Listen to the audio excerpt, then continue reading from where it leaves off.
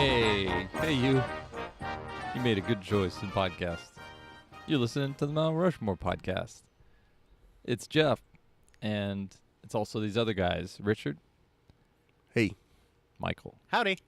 You made a good choice. This time around, we're talking about the Mount Rushmore of actual presidents as depicted in television and film. And this was Michael's choice? Yep. Why? It's our 125th episode, Woo-hoo! guys. Hey. Every 25 or so, I try to find something that kind of focuses in on, those 4 real presidents that were on Mount Rushmore. Is that why Randy was here last episode? Was like checking in on us, do you think? We had to sign something. Oh, There's yeah. paperwork involved, yeah. I mean, except for the episode where we talked about the movie Rushmore, and except for our 100th episode where we did just the barbecue. So aside from that, we've done like 2 of these. Okay. Exactly. So, they feel really special. But, it's funny, like every once in a while I just try to think of some sort of category that we can talk about, something pop culture that is also related to kind of American history in a little way, but with presidents, but also, whatever, silly stuff. Cool. So this category this is about real presidents. Yeah. Real people who have held the office of the president. Mm-hmm. And no, Richard, I did not choose the actor that played Abraham Lincoln, Vampire Hunter. Thank you. Even though that really happened. It's true. Okay, Michael chose it, so Richard starts. Okay, so my first choice is, as I think we've discussed before on the show, Daniel Day-Lewis in Lincoln. On my list, too. It had to be. That's That's a slam dunk. Yeah. I mean, The best part about that movie was when he did the slam dunk. That was the cool part. When in the courtroom, he was like, clear the court, and he went up and just jammed over. In the future, He literally jammed the amendment down the throats of the Democrats. I mean, what a towering performance! What a talent! What the fuck's going on with his voice? Can we discuss that? Very high pitched kind of this earnest kind of Mark Twain, like sort of like if you pictured what Mark You're Twain doing would Norm sound Macdonald. like. Hey, Freed who? Huh? Yeah, O.J. Simpson. They murdered somebody. Don't they have recordings of Lincoln? I don't think they do. Yeah. But I think they have recordings of people, if I remember correctly. And this shows you how much stand-up. People doing stand-up of Lincoln. Yes. They have recordings of Abraham Lincoln impersonators from the time. No, what they had, if I remember this correctly, and this shows how well I researched this episode, that Daniel Day-Lewis went and found recordings of people who were from that kind of Illinois region. Oh. Where Lincoln was from that time to try and kind of tried to match that with what was written about his voice being very high and reedy. I guess. Okay.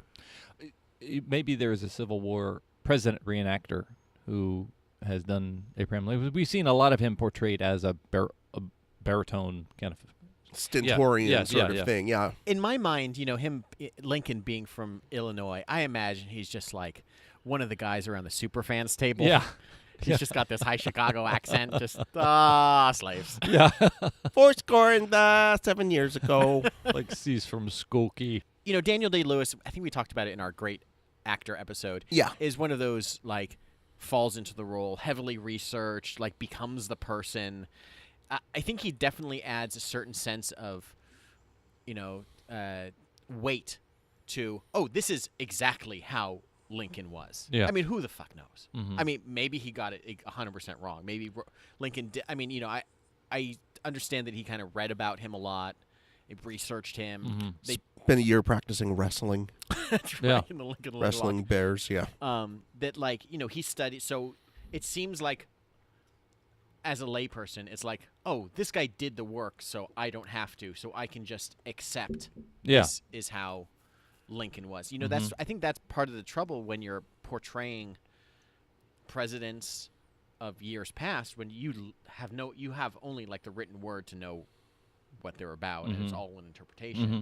I'm sure we'll get some other presidents that we'll talk about that, you know exactly what they sound like, and you can compare to, everybody knows what Kennedy sounds like. Everyone can do a Kennedy impression because of what he sounds like on TV or on radio. It's easy. You know his voice, his mannerisms. But with Lincoln, it's like he's a stovepipe hat beardo guy. Yeah. I mean, sorry Tall. to get technical. Yeah. Tall also. Yeah. Other thing I know. Tall. That's the thing about like Daniel Day-Lewis too, is he fit the build. He was wiry, tall guy.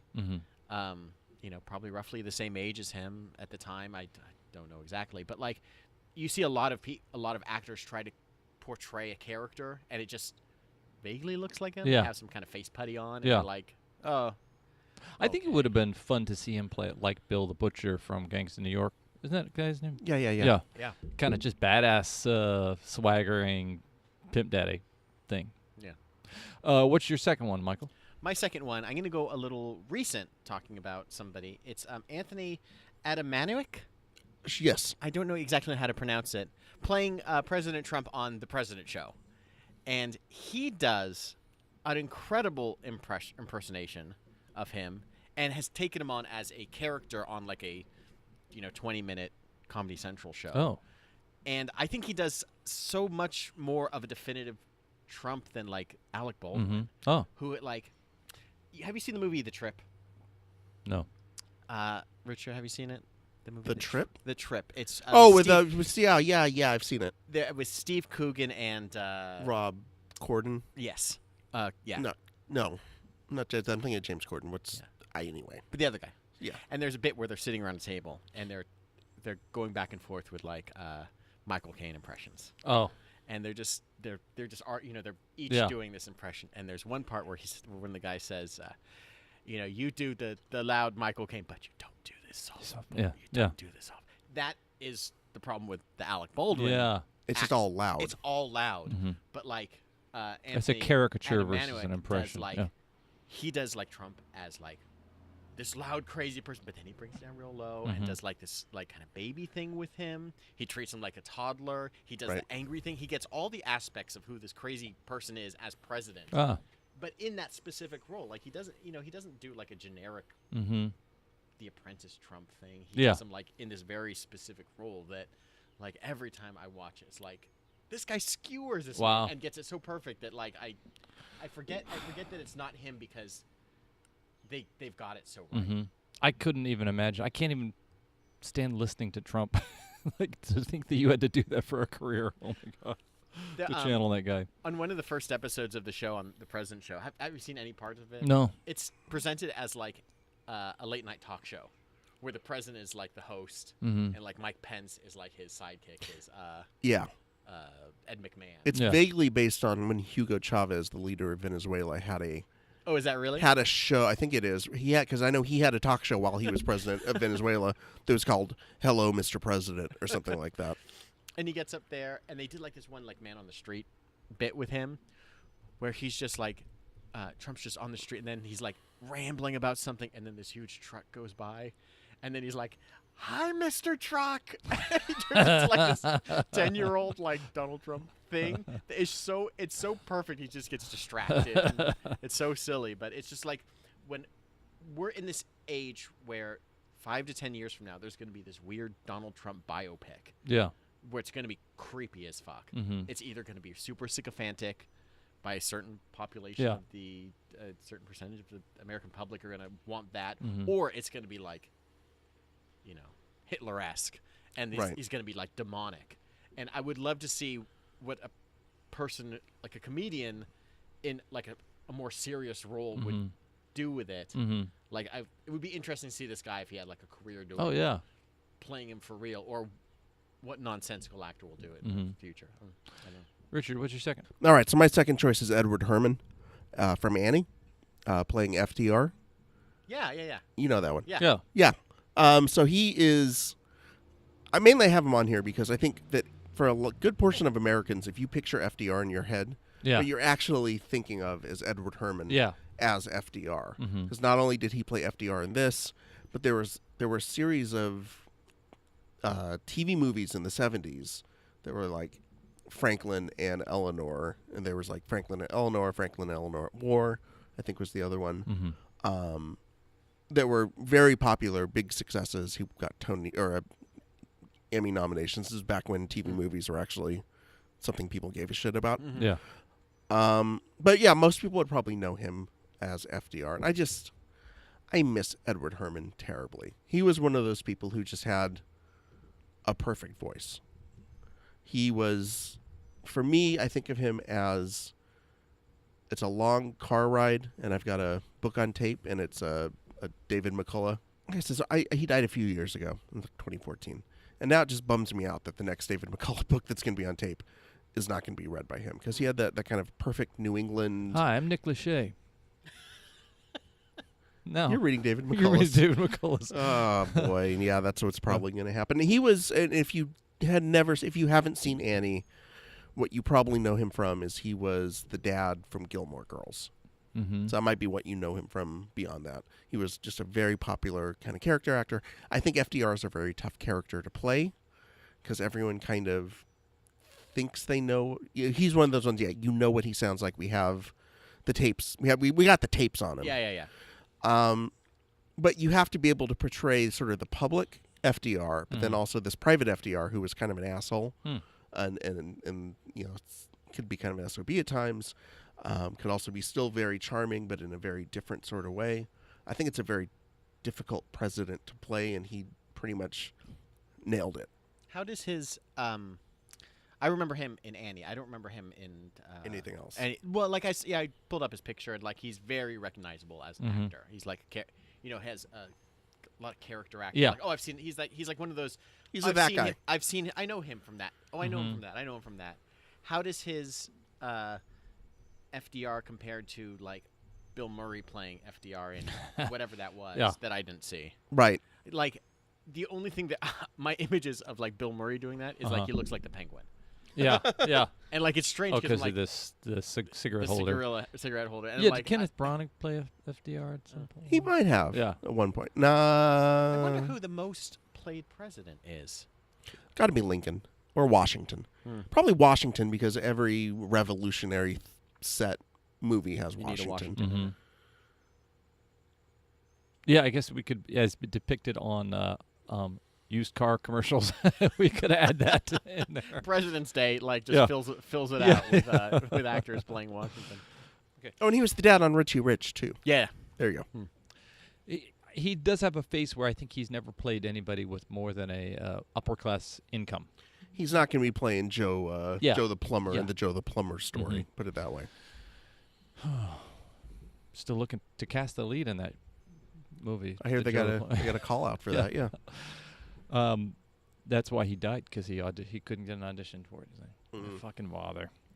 So that is our halftime, and we are the Mount Rushmore podcast, and we invite you to go to our Facebook and join the conversation with the millions of other fans of the Mount Rushmore podcast who flock to that online spot to see what we're doing, what we're thinking, what we're saying, and they scour our Instagram and Twitter to try to budge into our lives and try to investigate what's going on in our mind and try to suggest a future episode. This doesn't happen. But there's an opportunity for it to. If you join the dialogue on Facebook, you can suggest a subject for a future episode. You might even be our special guest on our show. So please go find us on social media and get involved, and go to iTunes and Stitcher and download, rate, and review our past episodes. We would sincerely like to know what you think about our podcast via a rating or a review. Support podcasting in general. You can do so by supporting this podcast. Please listen carefully. Salutations, and thank you for lending me your ears for a moment. This is Brisky from the Turn of Phrases podcast. Turn of Phrases is a show all about exploring the origins and history of idioms, metaphors, superstitions, old wives' tales, and more. New episodes come out every Monday, so come along with me as we turn some phrases.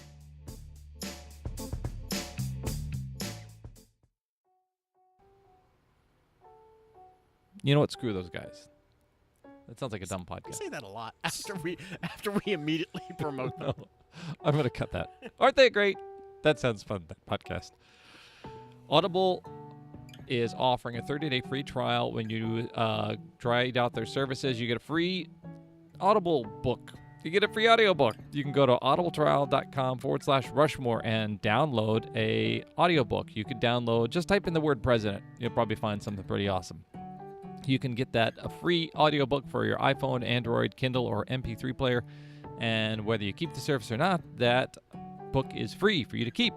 So go to audibletrial.com/Rushmore and give it a shot. So we are back, and it is Michael giving us his third We're choice. going to go from one Roosevelt to another, and Robin Williams playing Teddy Roosevelt Fun. in the Yeah, silly Night at the Museum movies. And the funny thing about that is he does such just a caricature of Teddy Roosevelt. He's playing definitely just like the Rough Rider version of the president that in my head sounds like, Yosemite Sam in a little ways. Okay. But then I dug up what the real Teddy Roosevelt sounded like, and I'm going to play you fellas and all you listeners a little sample. Goes something like this. The great fundamental issue now before our people can be taken with. It is, are the American people fit to govern themselves, to rule themselves, to control themselves? I believe they are. My opponents do not. What a nerd! You just you got mixed up, Michael. You just played FDR. I think you just played FDR. That sounded exactly like FDR. Well, There's no way that wasn't FDR. listen, there are images of Teddy Roosevelt flopping around as that's being played. Shh. You can't. I mean, it's. I mean, Controversy has finally graced the Mount Rushmore podcast. I was making a joke, Jeff. Okay. I believe that the majority of the plain people of the United This guy's a nerd. No, he doesn't sound like Yosemite Sam. He there at all. doesn't sound like He that. sounds No, kind because of Irish a little bit. Because he was, a New York, from a wealthy New York family. He sounds like, if you were to describe his upbringing, he sounds exactly like how you would describe his upbringing. Yeah. I think Edward Herrmann played him. But what I liked about the Robin Williams performance is he's totally just Robin Williams did. Literally did no research Yeah, for it. he vaguely looks like him. He's kind of Patch Adams. He's got that. Yeah. He's got the face mustache putty thing haircut. Slapped Yeah. him into like a general suit, and then just like went hog wild, like just to be crazy. And like it's so funny when you can treat respected presidents of the past with like just such like maybe he was this way as well. Who knows? I don't know. It's Robin Williams. Who cares? Let him Roosevelt do whatever does- he wants. Is he going to do another Aladdin genie impression? That's fine. Sure. Roosevelt okay. does get a lot of respect from historians, I think, for yeah. the robustness through which he attacked the presidency. So He was so progressive in his pursuit of like national parks and that sort of like expanding America. Just trying to preserve nature in that way that like no one gave a shit about before. He was like, oh, yeah, this world is crazy and we need to make sure we protect it as well. He sees people pushing into kind of dangerous territory. And, I do think like Roosevelt had sort of like not just like a wild man, but kind of like a very robust identity as president. And Robin Williams brings the cachet of his entire career to that role very nicely. So cool choice. By the way, we actually watched the trilogy not too long ago. You know, when the great trilogies of our age. When you think of them, yeah. the first Star Wars Godfather, trilogy, Star Wars, Lord of the Rings, Lord of the Uh-huh. Night of the Rings. Museum. Night at the Museum. Yeah. Because the kids watched the first one and really liked it, so over the course of a few weeks, we just kind of plowed through the other two. Yeah. When Ricky Gervais shows up in your trilogy over. And he was in the first one. Oh, shit. So it really should have been from there. It wasn't bad. The first one wasn't, at least.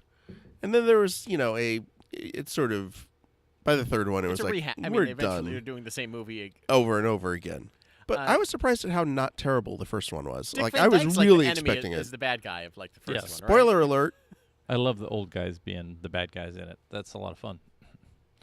Okay, Richard, what's your third? All right, so my third one, I went to the SNL vault, and I had a lot I could have chosen from. You mentioned Alec Baldwin as Trump. Yeah.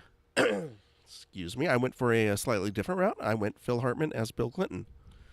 Oh my God, One of my favorites. Yeah, and they had multiple Bill Clintons on during his time in office. There was Daryl Hammond, Yeah. who probably did a more Accurate.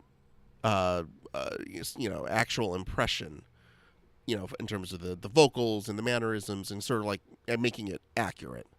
But I think Phil Hartman got the spirit Yeah. of Bill Clinton down in a way that Daryl Hammond just never could. He Yeah. got his folksiness. He got his relatability. The charisma, Yeah. you know, the way that he could just look at somebody and like he's talking directly to you. Yeah.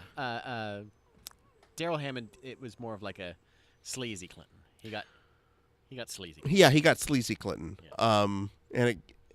My favorite version of Phil Hartman as Bill Clinton is I think when he was still running for president. He might have been the Democratic nominee at that point. And it's like a C-SPAN. Bill Clinton stops by the McDonald's, and he's sitting there like basically ostensibly trying to explain his tax plans and all his policies. Meanwhile, while doing this, he's like sneaking people's like burgers and French fries, just eating everything that goes on along the way. He downs an entire shake in like 2.5 seconds. It goes all over him. Yeah, It's incredible. And I think that there's a line in there that like one of the Secret Service agents says something like, "Now, your wife said that you're not supposed to be eating this food," and he says something like, "Listen, if we get elected, there's going to be a lot of things that my wife doesn't know about." And I think if Daryl Hammond would have said that, it would have come off as like sleazy, like you said. But when Phil Hartman did it, it came off as charming. And in the same way that it's interesting the way that kind of I think a lot of our thoughts about Bill Clinton over the years has changed from. Oh, that's a good point. How he sort of went from being like, yeah, you know, he probably fooled around a little bit, but that's okay because he was charming and he was folksy and he was Bubba. To now when we look at it, it's like, God, did we really think that way about him? Yeah. Ugh. Yeah. Bad on us. Yeah.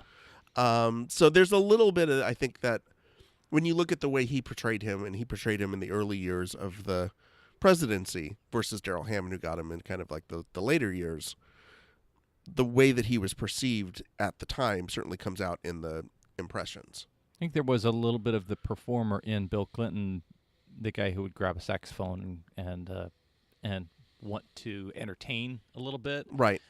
versus some other presidents who just had that stentorian but more political identity. Bill Clinton was the guy who wanted people to kind of he wanted to be the first MTV friendly president. And I think by the time Daryl Hammond got to Bill Clinton, he'd already been turned into a politician. I think the Phil Hartman Clinton is more of that sort of character, the kind of roguish charm. Yeah. And maybe a little bit of the first black president, Bill Clinton, which by the time you get to Daryl Hammond, that's all been kind of hammered away. I will say that is one of some of that sketch in particular. Now we're getting, drilling deep into the portrayal of that president, and why I thought that was why I enjoyed that sketch, and because Phil Hartman is doing all the things that are hard to do. He's doing blocking. He's eating in character, and he has to wash down. He has to eat a bunch of food and wash it down with Diet Coke. And he has to speak in not glowing, but like appropriate terms about McDonald's food. He can't mistake. I think he says the names of the burgers correctly. So Right. I remember thinking the degree of difficulty on that sketch was a 9 at least. Right. And how well he dispatched it. And at the point we can see him trying to swallow at some point and wash it down with Coke. So yeah, the timing on that has to be like perfect. Oh, Special notice goes out to him playing Reagan, by the way. Oh, the yeah, sketch yeah. where he has to like oscillate between the kind of folksy homespun charmer the and then doddering senile guy to the guy's hiding all the secrets. scheming on how to hide all the Iran-Contra money. Yeah. That was also a favorite sketch of mine, but I don't remember him doing Reagan much besides that. So Okay. That is Michael's last one. What I've noticed about the podcast so far is so much about these portrayals of presidents focus on like an individual aspect of their life, like a particular moment. With Lincoln, it was like his, trying to free the slaves, and that we're trying to hammer home the 18th Amendment through Congress. And with Bill Clinton, it was, a specific campaign stop that kind of helped try to define him as this folksy hero, this person that you can relate to. with FDR, it was his summit with an orphan. That's the most famous summit of his life. Yes. But my last choice is Paul Giamatti playing John Adams on John Adams, which covered like the breadth of his life from before he was president through his presidency until like his after his presidency. It was more like a performance that had to deal with every aspect of a person's being and how much that shaped him as a president and how that shaped him as being a failure kind of as a president. A president was kind of wrapped in scandal from the moment he was in there, got himself into a war that he didn't want to be involved in, having to follow in the footsteps of George Washington. Yeah. You know, and on the HBO show that I'm referring to, it was based on like a full-length biography of his life, and he kind of comes off as like kind of persnickety, kind of an asshole, not really likable at all. And it's funny that like he had to base his performance on this written word, the same way that all these older presidents that we have no actual firsthand knowledge of, you have to interpret in a certain way. And I think his performance and I think the HBO show really added kind of a depth to a person that no one really gives a shit about. Yeah. No one cares about John Adams. No one cared about John Quincy Adams.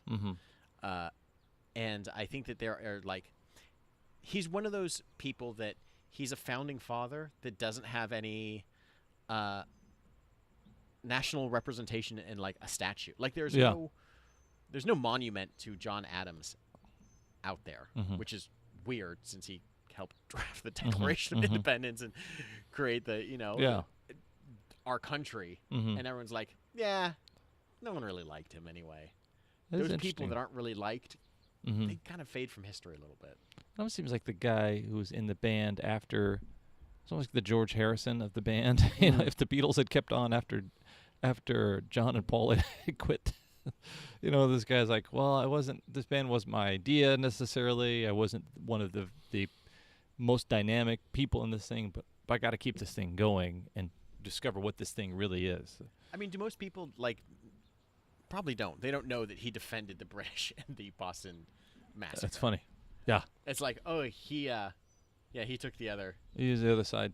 The other side. Yeah. And then went on to fight against them as well. Like he's a very interesting, polarizing kind of guy that also people are like, who cares? Is Paul G? It's kind of like Paul G. I wonder who's listening to this podcast. There is no way in hell. Hey, they're talking about me on a podcast. Pretty great. Great impression, Richard. Yeah. Hey, that was not me this time. Manfredi. All right, so hey guys, did we talk about The Simpsons in a while?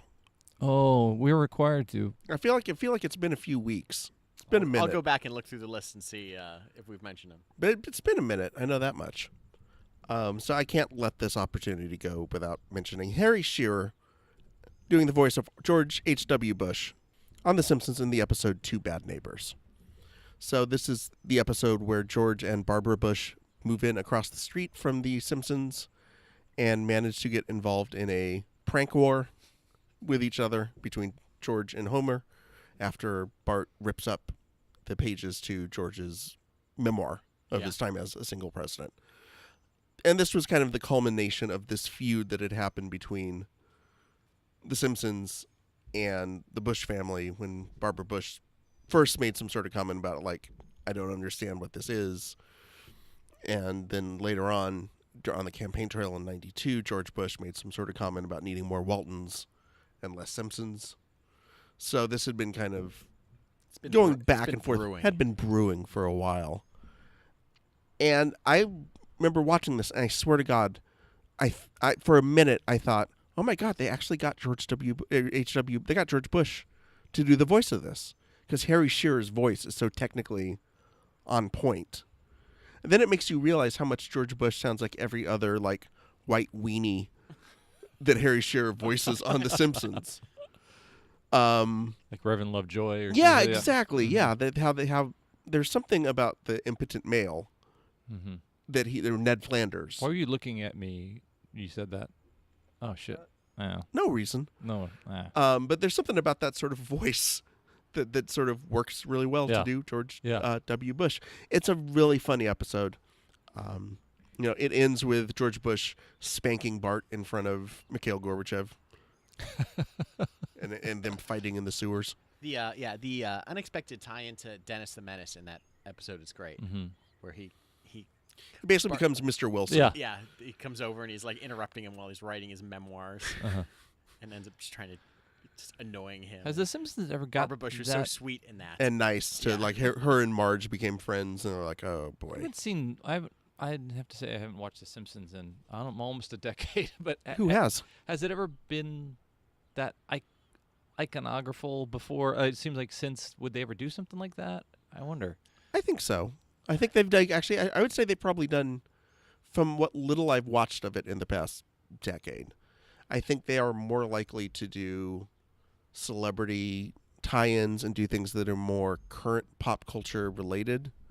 Versus even in the quote unquote classic Simpsons. If they did do a celebrity sort of like thing, it was tended to be more of a iconic celebrity or somebody that was now tangential. Everyone's been on The Simpsons. Yeah, literally everyone has been on weird. The Simpsons. The strange thing about The Simpsons is like it felt like they used to not pull their punches as much or be so. Like the way they treat Apple products. I don't know. Have we talked about it on the show before? Oh, I don't think so. They don't call them Apple. They call them something like Mapple or something. It's got like a dumb, almost. It's like the equivalent of, but they won't actually say iPod. They'll say like their MyPod. Oh, it's so like, just call it. Just call it the thing that everybody knows it is. Who are you trying to piss off? It feels very much their advertiser. Wow. I don't know. There's something strange about it. When an earlier episode, I remember Martin, the bully, pulled out his Macintosh, his Apple Newton. Oh my God! And he wrote on it. He said he wrote himself a note that said like "beat up Martin," and then it translated. It's like "eat up Martha," and then he just ended up throwing it. But like, they didn't ask anybody's permission. They just made fun of this one product, and it's just like feels like they've kind of stopped doing that, or kind of just became. I think SNL became that once Lorne Michaels became everybody's friend in these big shots. Then they stopped. They stopped being part of the counterculture and started. So last thing is, I just know that we're talking about the portrayal here, and I think Harry Shearer just does a fantastic job of taking George H.W. Bush from some genial, friendly kind of old guy to, angered, bothered, and eventually kind of insane. Was he probably doing that character on Les Show at the same time? I I'm think sure. He had his long-running show then. Oh, I'm sure he was, yeah. Okay, this has been the Mount Rushmore of presidents as portrayed by actors in film and television. And it has been a fun discussion. I'm going to go with the Lincoln because it's something we both chose. And then I'm going to look up the President Trump as portrayed by Anthony Atamanuik. Animaniacs? Yeah. By Yakko, Wacko, and Don. Yeah. They all combined. So Trump and Lincoln. And then I have a soft spot in my heart for Phil Hartman, and I loved that sketch. So I'm going to choose that. And just because I think it was probably one of the most nuanced performances that we've seen, because they had the opportunity to, because it was a stinking miniseries, the Paul Giamatti, John Adams. Thank you for listening for 125 episodes. If you have been, if you're new to this podcast, thank you for starting. This is the best time to start because we're going to do at least 125 more. Oh, we are? Oh, shit. Did I not tell you guys? Fuck. Well, if you don't know, as soon as Richard and I choose the same 4 topics, we got done. One more episode, and then we're done. Yeah, That's we've reached singularity. That episode is? Pasta Chicks. Thank you.